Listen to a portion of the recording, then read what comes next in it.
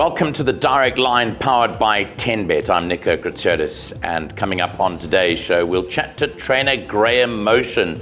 He's based over in the United States of America and has become the go-to trainer for South African racehorses. Leading up to the important Breeders' Cup, the World Championships of Horse Racing, taking place in a few weeks, we'll find out how the South African horses are getting along. Then we'll talk about what's happening at the National Horse Racing Authority with the resignation of the board and who has been the incoming chairman, and all about the news affecting the Jockey Club. And finally, we'll also look at some stats from racing in Mauritius, on the island, on Champ de Mars, and also look at a few notable performances that I noticed from Turffontein Racecourse last weekend. That's all coming up on the Direct Line, powered by 10Bet.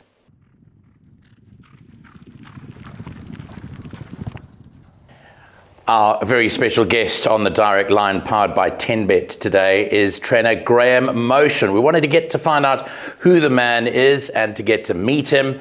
He's over in Maryland and they are 6 hours behind us, so we really thank him for getting up pretty early, although trainers do have early mornings anyway, but for chatting to us here on the Direct Line. Graham, a great pleasure to meet you, and thanks very much for your time. A busy period for you guys because you're heading into Breeders' Cup time in just a few weeks away. Yeah, I mean, this is my favorite time of year. It's always exciting around Breeders' Cup time and the build up to the Breeders' Cup. You have had a distinguished career. I mean, you've had 4 Breeders' Cup winners in your career thus far, and you were associated with a very, very good Animal Kingdom who was raced by Team Valland Barry Irwin. Talk to us about those successes that you had in the Breeders' Cup, and I think they date back to quite a way back, almost 20 years ago was your first one. But any Breeders' Cup win is a very special win for any trainer. Yeah, for sure. I mean, Better Taught Now was my first Breeders' Cup win. I probably launched my career really because sort of brought me international attention by winning the 1.5 mile, the turf race. I think that allowed me to get more international owners and sort of put my career on a different level, if you like. So look, they've all been fantastic memories. I think he was 27-1 when he won. I think shared account might have been 40-1 when she won. And in that race, we beat a filly for the late, great Henry Cecil, which to me was so cool. I mean, Henry Cecil, I grew up sort of, idolizing him as a kid, right? So to find myself playing on the same stage with him in the Breeders' Cup was extraordinary. Back, I mean, you were born in the UK. Do you travel back at all to the UK to go and contest races, or was it your firm ambition to just train in America? I have taken horses back to Ascot. We've never won. We've hit the board a couple of times, had a couple of good seconds. But certainly that's sort of one of my bucket list goals is to try and win a race, a graded race in Europe. Because I know that guys like Wesley Ward and that go over frequently to try to get the wins over there. It means a lot, and you coming from there originally, I'm sure would be very high up on your agenda. I just wanted to pick up your winning the Kentucky Derby and also winning the Dubai World Cup, what that meant to you. I mean, those are, again, 2 extremely massive races to not only to just contest and let alone win. I mean, what did it feel like to win those races with Animal Kingdom? Yeah, it's funny because, most trainers in America grow up with the ambition of winning the Kentucky Derby, which I think is an incredibly difficult goal to set yourself because you can only run in the Derby one time as a 3-year-old, and it's just such a difficult race to get to, right? So I feel, I never imagined I would win a Kentucky Derby. Felt incredibly fortunate to do it. Felt kind of lucky that he won, really. He was a very good horse, but he took me there rather than me taking him there. The World Cup was different because at that point he'd come back from several injuries. And Barry and I sort of set out the year before to run in the World Cup, and we didn't make it. So that had now become a 2-year plan to get him to the World Cup. And he was so good that week. I was just on pins and needles, kind of holding my breath every time we took him to the track, just knowing how good he was doing. And that was incredibly gratifying to win that race. And obviously financially, it's sort of a life-changing race, really. And your association with Barry Owen, how long did that stretch? Where did you get to meet him? Was it just around and about? I mean, he was involved, as far as I remember, in journalism in the early stages, was Barry? Yeah, I mean, Barry had actually sent me horses from South Africa before I went privately for him. He had asked me for several months that year if I would take on his horses and sort of in a private situation. Had I known that Animal Kingdom was going to be in that group, I probably would have said yes the first time he asked me. But what a stroke of luck that that horse was in the group that I inherited. We actually had a horse that had won the Breeders' Cup for Todd Pletcher called Pluck that was coming to me the day after he won the Breeders' Cup, and he ended up being a little disappointing, but obviously Animal Kingdom was a different story. And then fast forward, if you will, to the current batch of South African horses that you've got. What is association? How did it come to pass? Just a little bit of background in terms of the slacks, the gels, Hollywood racing. How did all that materialize? And Gainer, who I also had horses for with Team Valor. So, I think I give Mike DeCock probably the credit for pushing them my way. I feel, Mike's been very good to me, been very supportive of what we've done over here. The first batch came with some Team Valor horses, I believe, and this was before the quarantine guidelines were changed, 2 years ago when Beach Bomb came, Izzy Bunga Bungu. And those guys, they did the quarantine in South Africa. They did the 2 months quarantine in upstate New York. So by the time they came to me, they hadn't trained for 3 months. So we were really starting from scratch with the idea of getting Izzy Bunga Bungu and Beach Bomb to the Breeders' Cup. So the fact that it all fell together, I think, was remarkable. And Beach Bomb's gone on to be very competitive this year. She's won several graded races. Just finished second in a grade 2 last weekend. So, all of these horses have been extremely competitive. Bunga Bungu, he won his prep for the Breeders' Cup, was a little unlucky in the Breeders' Cup. I think he easily could have hit the 14 trip. So, really, they've all held their own very well over here. Do you, from training a lot of American horses and then your association with British racing too, what defines a South African thoroughbred? I'm going to ask you this as a trainer now because I wouldn't really know. I mean, do you know as soon as you get them that they're from here? No, I don't think so. I mean, the only difference really from how they physically appear to us is that, their coats come at the wrong time of year.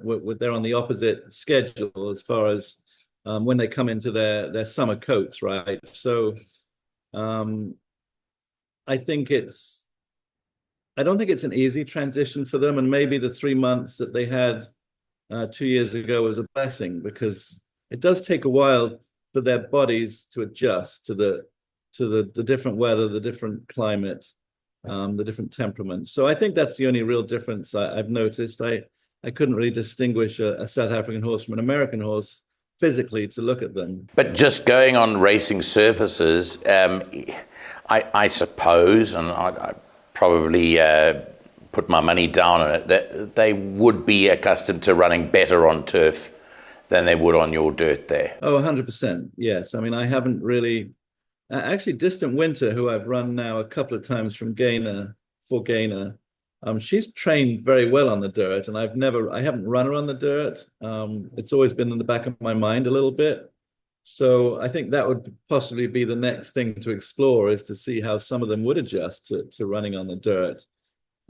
She wasn't, quite the level of Beach Bomb and some of the others that I've had. And those fillies, they had such big careers already. Give me another. They're already so well accomplished on the turf that I wasn't looking to change that. I want to talk about a very special horse that many South Africans haven't heard much about. We feel that she's South African, and that is Laurel. She is a very, very good animal. And of course, in the colours of Newstead Stables, Jessica Slack Gel, she's unbeaten thus far, and I understand that she is due to run this coming weekend for you. That's right. She goes in the grade one at Keeneland, the Queen Elizabeth, which is probably the most prestigious 3-year-old filly race on the grass in this country. I was lucky enough to win it very early on in my career. It was one of my first grade ones. So since Laurel won the grade two at Saratoga, this has really been our goal. And she actually heads to Kentucky tomorrow morning. And were you involved in the purchasing of her, or were you just asked to train her? I was absolutely not. No, I can't take any credit for that. That was all Jahan and I believe Jess or absolutely. Jahan was responsible for that, and I think Steve and Jess were with him when she came out of the Goff sale. Yeah, and well, supremely bred, of course. She's just got blue blood flowing through her veins. I'm just looking. I looked at her pedigree last night.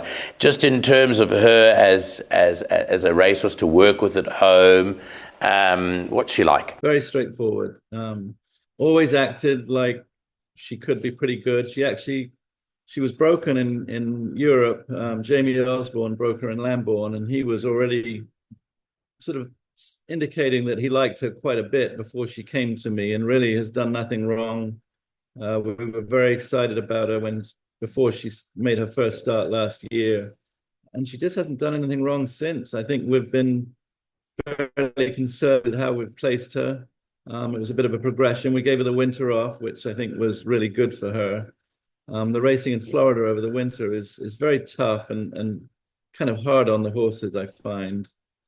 So I think that helped her, and she's come out this year and hasn't done anything wrong. It's just a pleasure to be around. Absolutely. And I wanted, you touched on Beach Bomb momentarily, ran last weekend, but the horse that I'm really interested in, and a lot of South Africans are interested in, is Gimme Another. She was unbeaten here in South Africa before she went over. She maybe have taken her time to win her first race over there, but just from watching her running, her style of running in South Africa was pretty different. I noticed you raced her from the front of the field and from on the pace last time out, and she really loved that. Here she took a while to get going on the long home straight at Turffontein. She always was running at them, and she had a burst of acceleration that would just eat up the horses within 200, 300 meters. Did you change your strategy in terms of training her when she got to you, or over time? No, I don't think so. I mean, she's a filly that does plenty in the morning. Again, she's not difficult to train at all. She's very willing, does well in her morning workouts. So, look, I think last time when she ran in California, Hernandez just kind of made the decision to go forward with her. She got caught a little far back when she ran Derby week at Churchill, but she's run against some really good fillies. I mean, the fact that she was second in several of those graded races, she was running against, probably the best fillies in the country. So it really was no disgrace. The only disappointing race she ran over here was in an extremely soft grass course, as soft a grass course as we ever run on in this country when she ran up at Saratoga.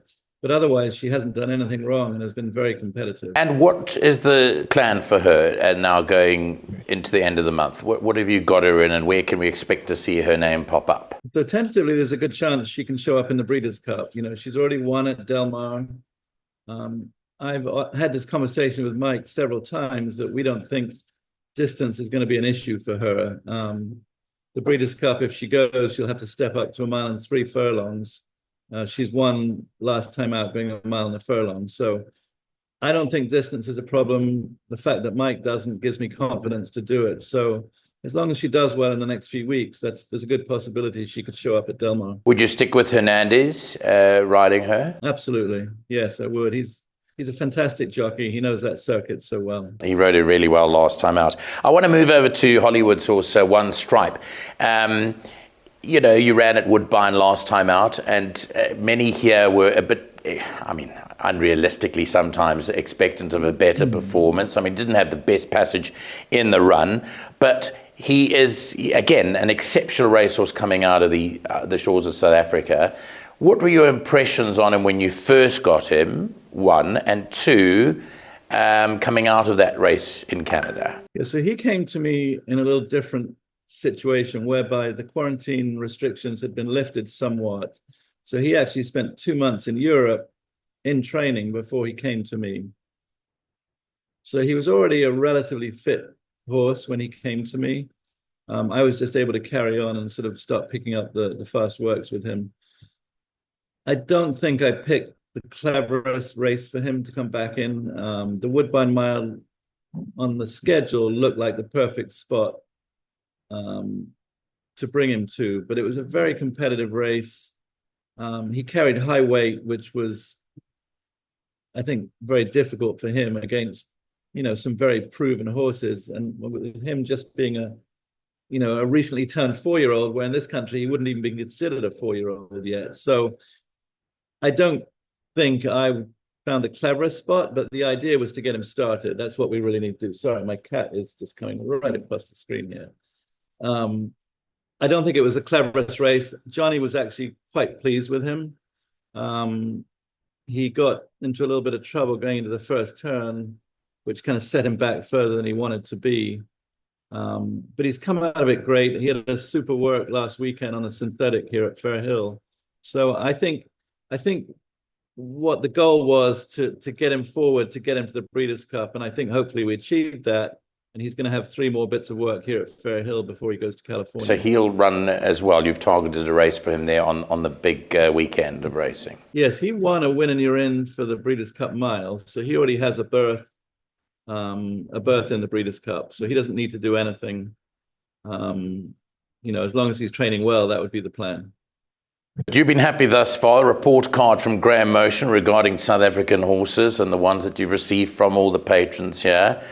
It could be a newly laid conveyor belt, if I can call it that, for the way forward for our very good horses here. You see a future in that continuing? Yeah, I mean, I think I made the mistake over the winter, possibly saying Beach Bomb, I think when she won the Grade 3, that she may not be Grade 1 caliber in this country, but I think she's actually proven that she's pretty close to being Grade 1 caliber. She's been a tremendous presence. She ran against a top filly last weekend at Aqueduct and was just beaten. So, look, I think all these horses have proved to be very competitive. I feel like it's sort of almost given us it's kind of given us a boost of energy in our stable having these horses. It's been a very exciting project, if you like, to have this new blood come over and be so competitive. So, yes, I think there's a good chance we could see more of them in the future. Absolutely. Well, you're becoming a household name here as well in South Africa, because everyone's turning around and saying, who is this guy? Hopefully they watch this podcast and they get to meet you through it too. You've done really well for us. So just on behalf of our racing industry, thanks very much for all the hard work you're putting in. What about coming out here? Have you been here before? Have you been to South Africa? Do you follow our racing regularly over there? What is your association with South Africa? I have actually. Gaynor had invited my wife and I to the races last year on King's Plate Day. So we actually saw One Stripe run that day. Spent the weekend in Cape Town, and then Jessica and Mary were nice enough to take us up to their farms. Well, we also saw Gaynor's farm, obviously outside Cape Town. Went on up through the country and saw Jessica and Mary's farm, which was fantastic. I mean, it was. We just had the most amazing couple of weeks over there, and looking forward to getting back. Hopefully hope to be back in Cape Town again in January this year. Well, we may catch up with you then, Graham, but it's been an absolute pleasure hosting you on the podcast. We wish you all the best with these horses. It is, as you said, coming up to a very important time in not only American racing, but world racing. And for us, it's very exciting too, to have representation and for you to be spearheading our attack over there. Thanks very much, Graham Motion, for joining us on the Direct Line powered by 10Bet. Thank you very much. Thanks so much for having me.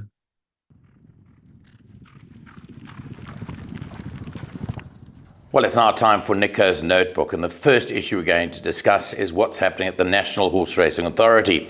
On our last show, we mentioned the resignation of Chairperson Susan Rowett, as well as some of her board members. Well, the news that came through last week was that in terms of Chapter 4 of the Constitution of the National Horse Racing Authority, the Nominations Committee decided to fill the vacant positions on the National Board, and it's been announced that Mr. Mark Curry has been elected as the chairman to the new board. In addition, Mr. Lawrence Werners Also, Mr. Barry Reardon and Mr. Brendan Fegan have been added to the board. And this is good news for horse racing because all of the named individuals are very involved in racing. Racing flows through their veins, and we're looking forward to chatting to the incoming chairman, Mr. Mark Curry, on a future episode.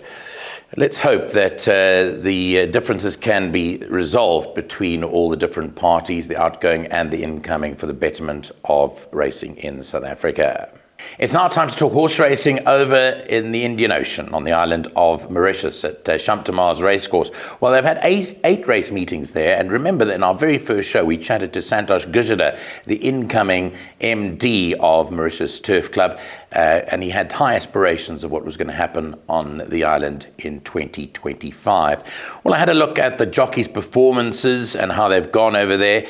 Manuel Nunes, who is one of the top jockeys from Singapore when they were racing over there, is the current log leader on 10 winners. Donovan Mansur's on 9. I've reached out to Donovan Mansur to chat to us here on this particular podcast, and he says he will do, but he's been off for a number of weeks, and there may be something in the news there about Donovan Mansur and his island racing career. Kersley Ramsamy is also on 9. Now, interestingly, Ramsamy took over from Mansur when Mansur was suspended, and this now means that Ramsamy is level pegging with Donovan Mansur, both riding for the powerful Carl Hewitson stable, and that's interesting that both sit on 9 winners. Dennis Schwarz is having a very successful time. He's on 8 winners, and Rai Jirawan, who's the local lad, is the highest in terms of the rest of them on 7 winners. That's the situation in Mauritius. As I said, we're hoping to touch base with Donovan Mansur, who is riding for the powerful Carl Hewitson stable, but that'll be on a later episode. Well, it's always interesting to focus on horses that are coming up in the season, and Karen Gauteng, we just had the running of the Spring Challenge at Turffontein last weekend, and whilst I was away for the weekend, I managed to watch the racing very, very closely, and there were a number of very, very good performances that I want to make note of here, and I suggest that you take these names down and follow them during the rest of the next couple of months. The first horse I wanted to speak about was Confederate. Well, he won the 4th race under Rachel Veneker, and he is a horse that is loaded with ability. I certainly like the way that he dominated proceedings in that 4th race, and he is definitely a horse that we're going to hear a lot more of in the season, so watch out for Confederate. He won the 4th race of the day. The next horse that I wanted to speak about was a horse that won the 7th race, a horse called Tin Pan Alley. Whilst the weights favoured this horse winning, Malasela Kachedi rode his very first graded winner. He won a grade 2 here. He's never won a graded race before, but he was elated with the win. It came off a lightweight, but just the manner in which he won, I think, was excellent. So pencil in his name, Tin Pan Alley. In the same race, Atticus Finch, last year's defending Summer Cup winner, had his seasonal debut and was running on really strongly in the closing stages. So I'll also put his name down as one to follow. And then there was the horse that won the first race of the day, a horse called Drumna Drochert, which is named after a place in Scotland, I'm led to believe. Drumna Drochert won her first start pretty comfortably, and I'll be also penciling her in to follow for the upcoming feature season. So those are some of the names that I looked out for on Saturday, and that you can keep a close look at coming up in the next few months. That will wrap up the Direct Line powered by 10Bet for this week, with the hope that you'll join us again next week. I'm Nico Kritsotis signing out on behalf of 10Bet.